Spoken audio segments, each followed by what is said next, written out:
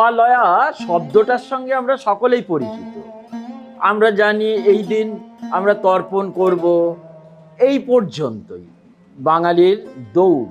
কিন্তু এই মহালয়া শব্দটা এলো কোথা থেকে? অর্থটা, তার যে গাম্ভীর্য, তার যে মাধুর্য, তার যে মাহাত্ম্য, সেইটাই আমাদের জানতে হবে। সেটা কি না, মহত লয় যস্য যত্র, অর্থাৎ মহত কথাটা হচ্ছে মহান, মহান কিছুর একটা লয় মানে অবসান হলো, সেইটা